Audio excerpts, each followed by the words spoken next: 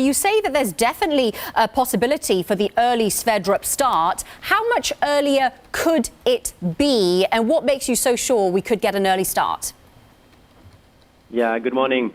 No, as I said, we stated that in November we're firm on track to achieve November first oil, which is what we've been guiding now for, and Equinor has been guiding for quite some time. We do have within that guidance a range between early October to end of December. So far, the project and the execution from Equinor has been absolutely stellar and done a great job. Now, we have to remember it's a big project, complex project, so certainly we feel very comfortable in November.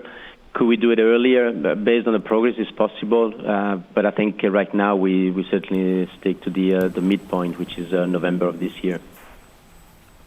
Equinor has also said recently that the Sverdrup investments have been reduced further. Given the company's track record of cutting costs, do you think they're going to do so again in the project's second phase?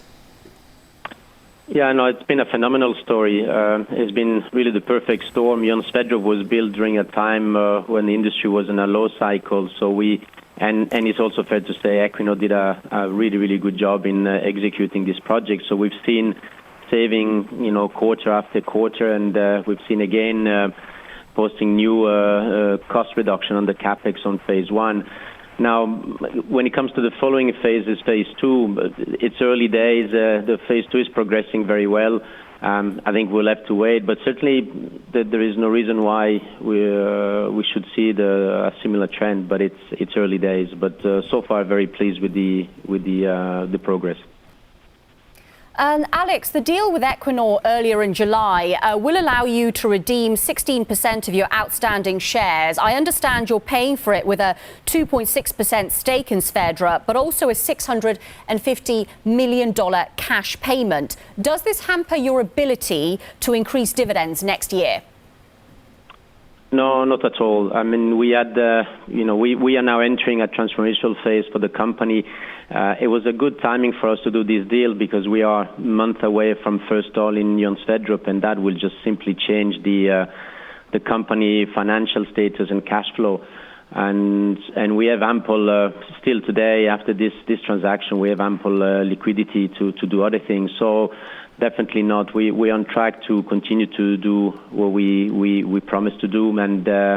And when it comes to dividend, as we stated actually this morning, again, our policies will remain unchanged. And the company for the next 8 years will generate close to $1 billion of free cash flow, and that will not change. Why didn't you buy back Equinor's entire stake in Lundin? Would you be interested in buying the remaining 5% at some point? At this point, we felt it was really an industrial deal where we exchanged the 16% shares and sold a minority part of Johan Sverdrup.